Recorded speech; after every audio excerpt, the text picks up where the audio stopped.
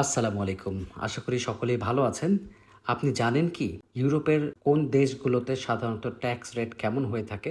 যদি না জানেন তাহলে এই ভিডিওটি অবশ্যই আপনাকে সাহায্য করবে এই সম্পর্কে ধারণা নেওয়ার জন্য। প্রথমেই বলে রাখি, ইউরোপের দেশগুলোতে কিন্তু নির্দিষ্ট কোনো ট্যাক্স রেটের কোনো আইন নেই।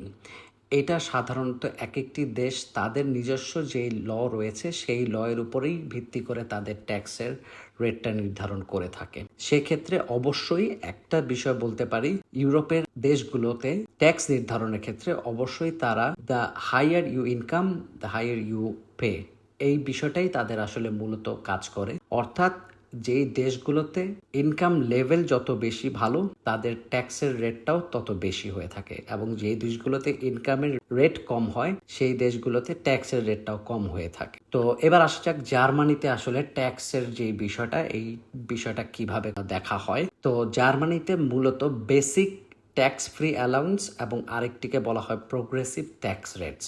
তো এই দুইটা ব্রেকডাউন কিভাবে আসে, প্রথমত যদি বলি, বেসিক ট্যাক্স ফ্রি অ্যালাউন্সটা যদি একজন সিঙ্গেল ব্যক্তি সর্বোচ্চ 12,096 ইউরো অথবা একজন বিবাহিত ব্যক্তি সর্বোচ্চ 24,192 ইউরো ইনকাম করে, তাহলে তার এই ইনকামটা কিন্তু কোনো প্রকার ট্যাক্সের আওতায় আসে না। অর্থাৎ অ্যানুয়ালি সে যে ইনকামটা করছে এই ইনকামের পুরোটাই কিন্তু ট্যাক্স ফ্রি। এবার আসা যাক এখানে জার্মানিতে ট্যাক্সের আওতায় যেই ইনকামটা, সেটার ব্যাপারে কিছু ধারণা নেওয়া যাক। জার্মানিতে 14 থেকে 42% ইনকামের উপর ট্যাক্সটা হয়ে থাকে।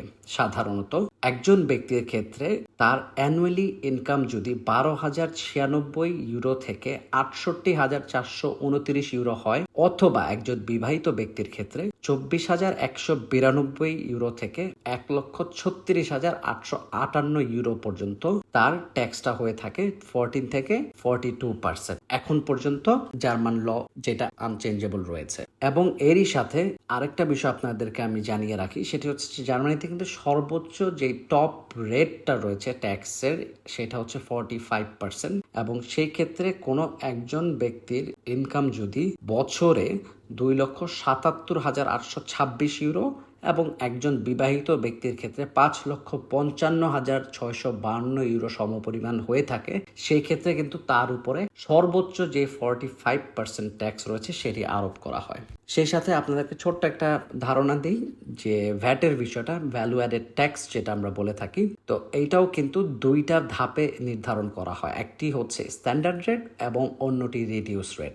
সো স্ট্যান্ডার্ড রেটটি সাধারণত 19% কাউন্ট করা হয়ে থাকে, এবং এটা হয়ে থাকে আপনার বিভিন্ন পণ্য দ্রব্য এবং সেবামূলক প্রতিষ্ঠানের উপরে। এবং রিডিউস রেটটা হয় 7%, সেটা হচ্ছে খাদ্যদ্রব্য থেকে শুরু করে বই, public transport, medical AIDS, hotel, accommodation এবং বিভিন্ন কালচারাল যে ইভেন্টগুলো হয় সেইগুলোর উপরে ভ্যাট হয় 7%। তো এই ছিল জার্মানিতে ইনকাম ট্যাক্স এবং ভ্যাট রিলেটেড কিছু তথ্য।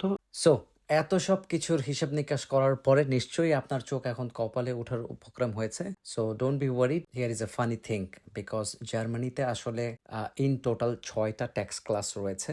ট্যাক্স ক্লাস 1, ট্যাক্স ক্লাস 2, এভাবে করে একদম 6 পর্যন্ত।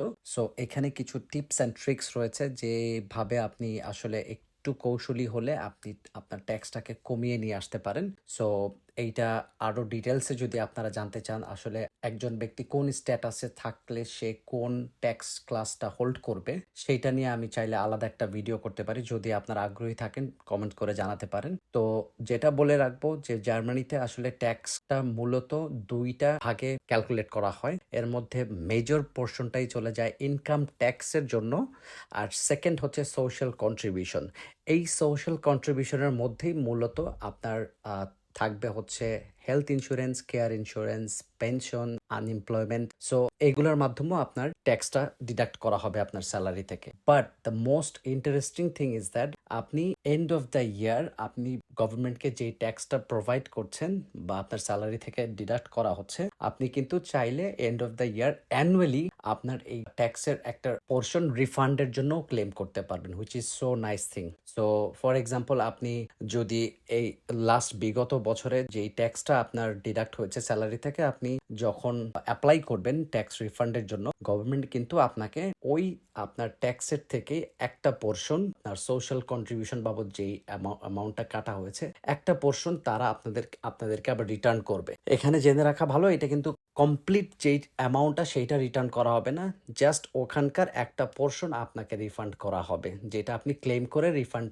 নিতে পারবেন চাইলে। তো রিফান্ডের যে পলিসিটা হচ্ছে, আপনি রিফান্ড যদি করতে চান সেক্ষেত্রে আপনাকে দুইটা উপায়ে আপনি রিফান্ড ক্লেম করতে পারবেন। এক হচ্ছে ওদের যে ট্যাক্স অফিস রয়েছে, যেই স্টেটে থাকবেন সেই স্টেটেরই ট্যাক্স অফিস রয়েছে, সেই অফিসে গিয়ে সেখানকার একটা ফর্ম থাকে, সেই ফর্মটাতে আপনার যাবতীয় ইনফরমেশনগুলো ফিল আপ করে আপনি সেখানে অ্যাডমিনিস্ট্রেশনে জমা দিয়ে আসলে একটা সার্টেন টাইম পরে আপনার এই ফাইলটা ওরা যাচাই বাছাই করে আপনি কত টাকা রিফান্ড পাবেন সেই টাকাটা আপনার অ্যাকাউন্টে তারা জমা করে দিবে। অথবা আপনি চাইলে ঘরে বসেও এই কাজটা খুব সহজে সিম্পলি করতে পারেন একটা অ্যাপের মাধ্যমে। সেই অ্যাপের মাধ্যমে আপনি জাস্ট ওদের যে ইনফরমেশনগুলো আপনাকে আস্ক করবে সেই ইনফরমেশনগুলো প্রোভাইড করার সাথে সাথেই ওরাই কিন্তু আপনাকে ইনস্ট্যান্ট ইনফরমেশন দিয়ে দিবে যে আপনি লাস্ট বছরের জন্য কত টাকা প্রবাবল ট্যাক্স রিফান্ড হিসেবে পাবেন। অ্যাপ্রক্সিমেট একটা অ্যামাউন্ট আপনাকে ওরা বলে দিবে। So it might takes around 3 weeks or 3 to 4 weeks।